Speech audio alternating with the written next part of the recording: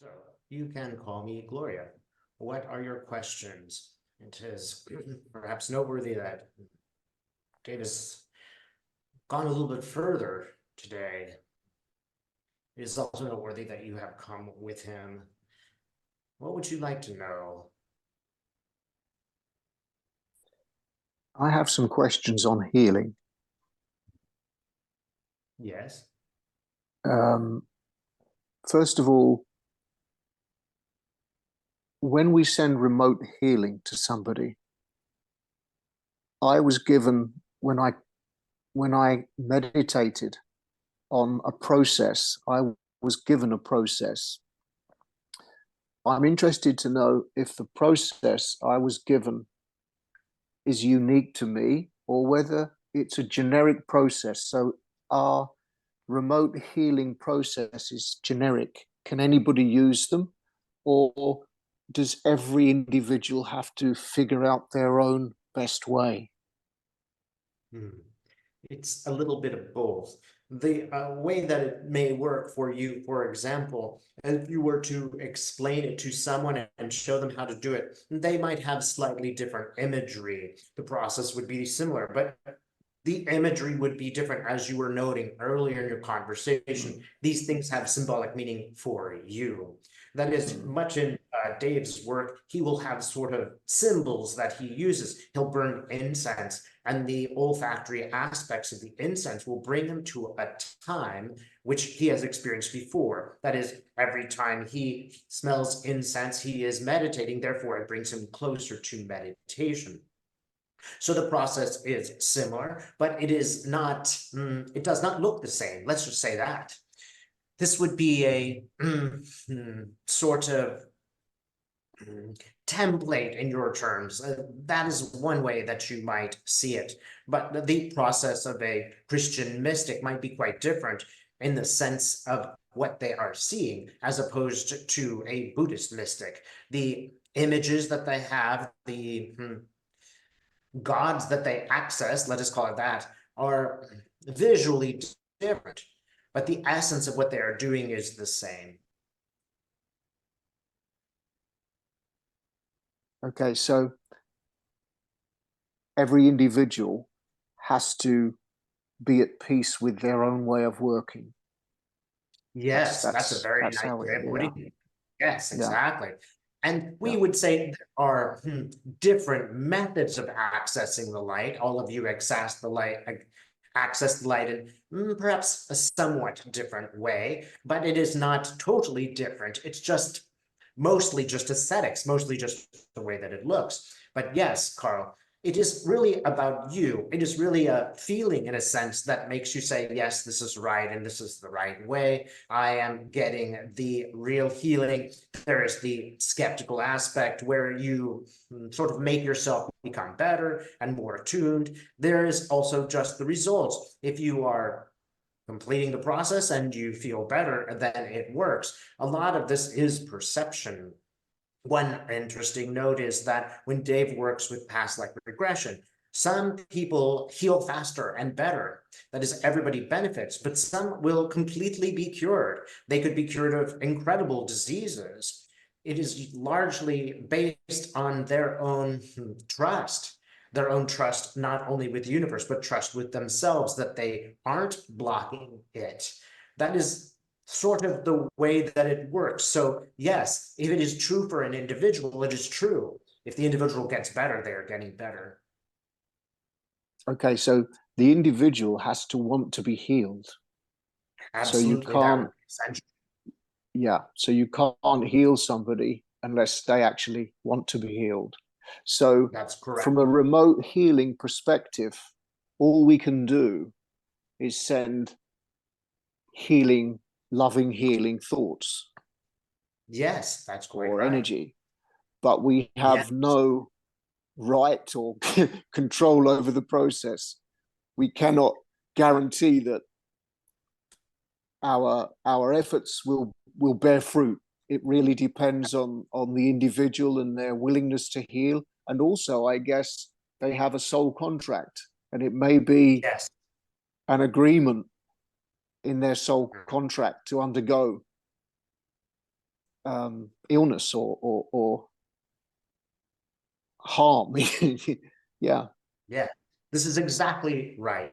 Mm. So, for example, when you call your friends, when you speak to Sue and B, let them know that you have done this work. So if you were to do this again in the future, you might let them know at a certain time that you would be doing the work and tell them to check the box such that they remain open.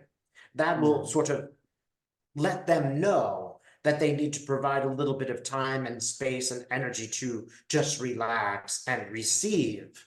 All of you are the types of people who give a good deal. And much of what is wrong is giving too much. We speak very much of Dave, just giving too much and not retaining the balance. So again, we will use Dave as an example. Sometimes he has clients that simply do not wish to be healed, or they do not wish to receive the information that he gives. They don't want to change. They simply do not want to. He can fret about it all day and worry, or sometimes he would have the tendency to go and do something to help them and solve their problems for them. And this throws him very much out of balance, because instead of focusing on his own mortality, his own essence, all of these things, he is running off to help another.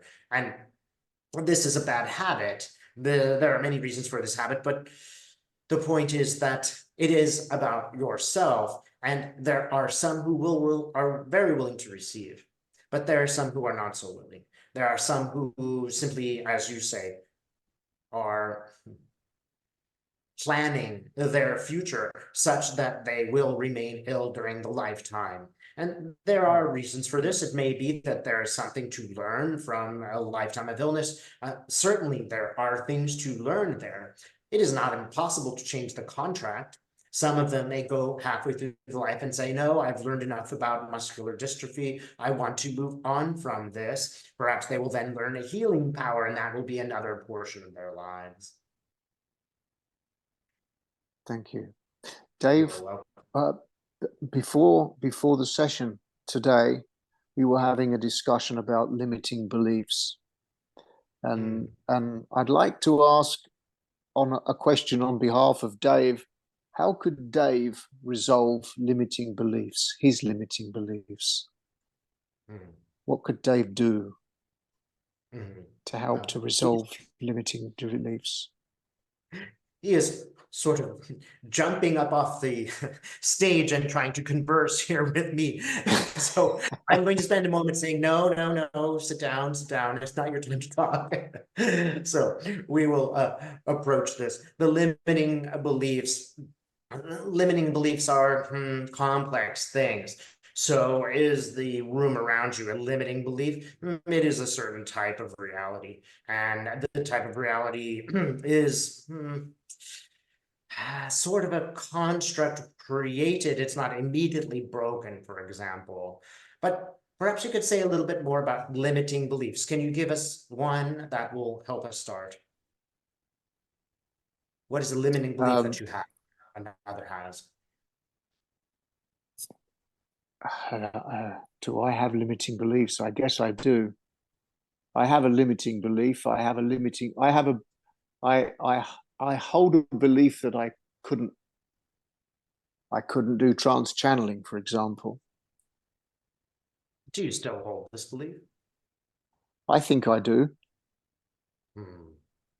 Well, we would say that that is indeed a limiting belief, because you're pretty close to trance channeling when you do your work. As you mentioned about last night, or let's call it the day before, you were to some degree trance channeling. It was not coming through you in a voice box per se, but it was coming through your mind.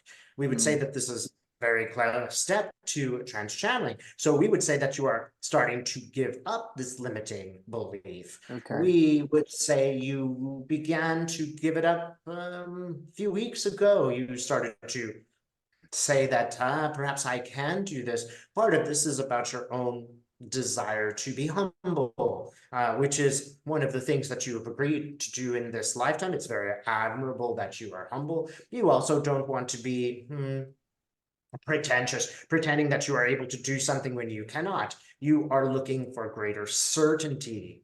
So we would not necessarily say this is a limiting belief. We would say that you had one, but your skepticism is a healthy one. It is bringing you closer and closer to a very clear understanding of your ability to trance channel. We would say that you can and will move closer to trance channeling. We would say that you will be able to do it.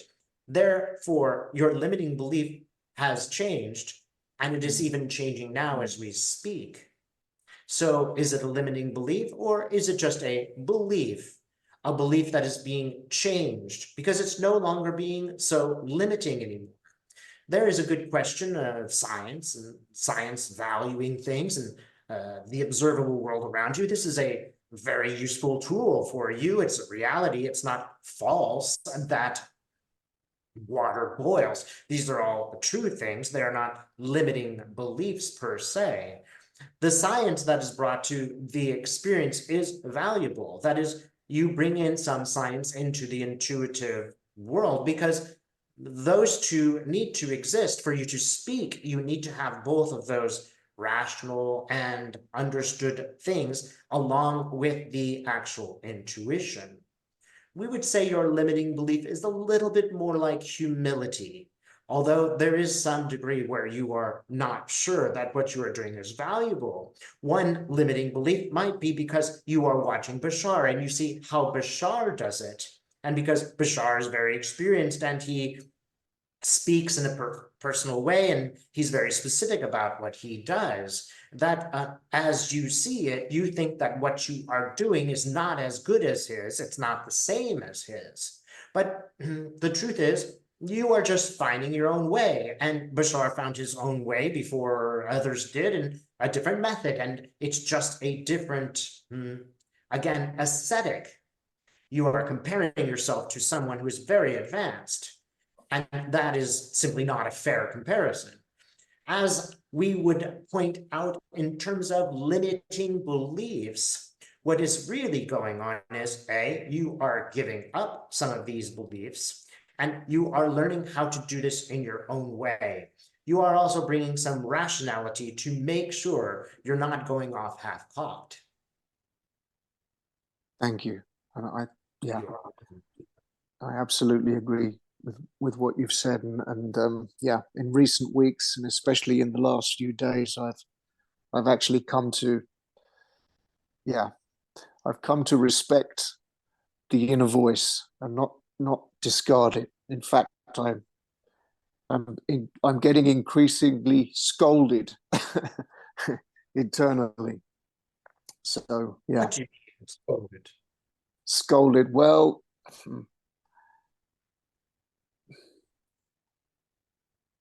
I'm almost embarrassed to admit this. This evening, I was listening to Bashar, and he was talking about limiting beliefs, and I transcribed everything he said because I thought it resonated with me. And then you made the comment about limiting beliefs, and I never said anything. And when I went into meditation, I got scolded for ignoring the synchronicity. Well, do not be too. And it didn't occur to me, and this is the problem, it didn't occur to me until I went into meditation, and this little voice inside said, why do you think you were transcribing this? You know, and I thought, oh yes, I should have said to Dave, I could read you this. Yeah. Yes, yes. So you see, you are in the process of learning to trans channel. And that's what we would really emphasize here, the process. You would be nothing without that process. Dave's processes ebb and flow. Sometimes they change. He is sometimes doing somewhat different things, and this is a little bit challenging for him. So he is sort of exploring these ideas of limiting beliefs.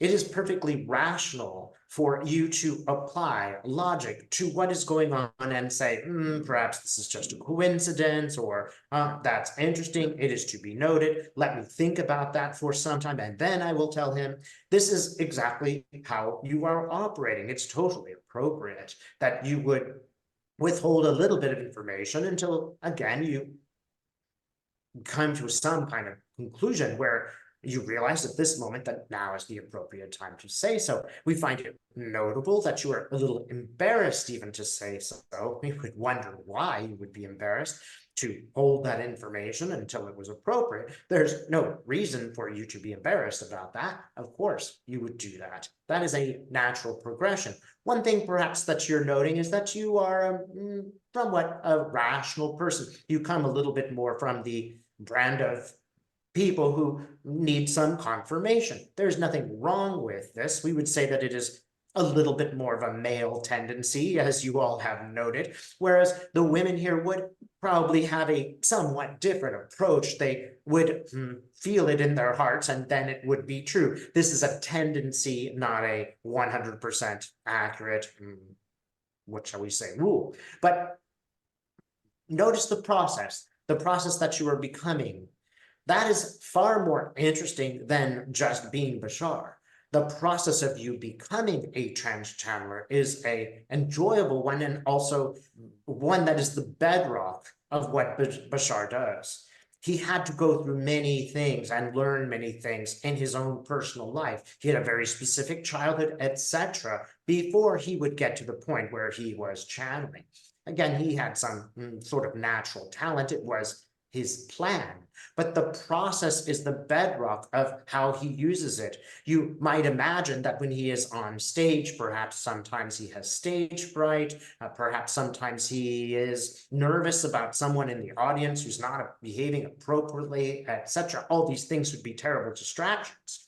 But over time, he has learned how to manage all of those things. He also has helpers around him who would help manage some of those things. So you're seeing the results of many years of problems and mistakes and perhaps even disasters. Sometimes the channeler goes through many difficult things in their personal life that prepare them. So Dave is getting much more prepared to be in balance and to not worry so much about those who are not really listening, those who don't really want the healing. They want the effect of someone healing them. That's what they are after. Somebody showing them sympathy. They would rather stay in the state of getting the sympathy all of the time than actually moving into being sympathetic to themselves. That's just a role that they chose. There are many different types of people and many layers of how this is true, and people change. They can even change on the spot. But we want again to point out the process. The process can be something like this. You have a trip that you want to go on. You've always dreamed of getting to Tokyo, let us say, and you have planned this trip for many years. You're very excited. You're studying Japanese. You're learning all about the culture before you get there. That is part of the fun. It is the planning, the getting in, the going that is really enjoyable, the excitement about before one lands. It is not necessarily only that place. Perhaps you will get to Japan and have a miserable time, but the anticipation and the excitement and the drive to go there, that is the fun. Thank you. You are welcome. I have another question on healing before we move anywhere else. I should have asked this earlier, but I got distracted with my own experience there. And it's about practice again for remote healing. Does remote healing demand practice to be effective, like any other skill, or is it something that just yeah it does. It does.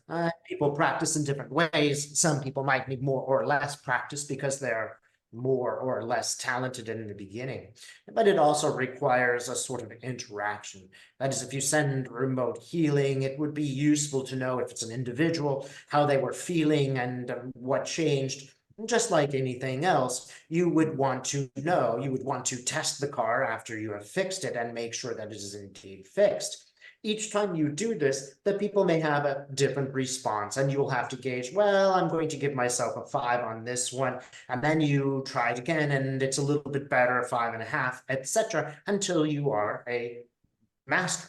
This is just the same as in any other thing that you do, but it requires a sort of intuitive understanding. You call Bob and you say, I sent you the healing, how are you feeling? And Bob is a curmudgeon, he's never happy, so he says, it didn't work, it was terrible, I hate you. And that would be something you need to consider. It is Bob, it's not my healing. Then you would move on to the next person, and perhaps they would be more receptive. Perhaps they would even exaggerate the healing, say, oh, it is wonderful, I will live happily ever after. And you would again evaluate that and say, well, she's an optimistic person, it's helping, but there is some misperception going on. If you have 1,000 people who you do this with, there are some that are going to very much ring true, that they will be skeptical enough and open enough at the same time. They will be desirous of the healing, all of these things. And if you were to take notes on each person and know exactly what type of person they were, that would be helpful. But of course, you cannot. To some degree, you must just intuit, well, they're better, or they're very good, or they're blocked, etc. It is interesting work because you have to test your results, although they are untestable. You cannot get inside someone's head and know that they have been healed. You cannot know if their body will be healed in a year, etc. You have to sort of intuit it. And that's really what all of your work is about. It is about this intuiting. Thank you. Dale, did you have any questions? Or Kieran? I would like to know, we sent energy, healing energy to the Middle East. And I would like to know if doing this would be different from healing a specific person. It would be more general. When you sent energy, loving energy to the Middle East, and we very much commend you for that beautiful and very selfless act. It was an extremely good thing to do. What really happens is that there are some people in the Middle East who are open. Perhaps they are in a state of prayer. Perhaps they are asking to know if there is good in the universe. And we would say perhaps 5 or 10% of the people, just for example, are there in that state of openness, that state of desiring love and help. And things just change for them slightly. That is, perhaps at that moment, someone does something simple and kind to them. Perhaps at that moment, they have a realization that all people are really good. It's just that some are misled. It is sort of like that. Not everyone in the Middle East will change, unfortunately. If you could just target their political leaders and send your love and energy to them, it would be a wonderful thing. But they may not be open, and you may not be able to do that. You are sending your love and energy to those who are willing to receive it, to those who have switched the button open. They may not even know it. They may just be in a state of utter sadness and despair, but there is something about them that is able to register the light that is showing up. It is very simple. It may not even be food. It may simply be that someone does something kind to them. Understand that they are in situations of incredible strife and difficulty. And when people are in such strife and difficulty, the tiniest kindness makes all the difference in the world, because it reminds those humans that humanity is good, that the universe is a good place despite the difficulties. It reminds them that they are here to learn and not here to hate. So it works something like this. You can only heal those who are open to the healing. There are those who are open to the healing, and you may not know them. The difference, of course, is if you know the person, you know to what degree they are open to the healing. And it will be effective, largely based on their ability to open to such healing. I see. Thank you so much. We also want to point out that it truly is a waste of time. If you want to heal someone and they do not wish to be healed, move on. It is just sapping your energy. Move on to those who are willing to be healed. And there are other things that you can do that are much more pleasant and valuable. Don't judge such people, they just might be in a state of mind. But do not waste your time on such people. Go towards those who are desirous of healing, or you will lose it. You will not have such a strong ability as you did before. Thank you. You are Thank welcome. you.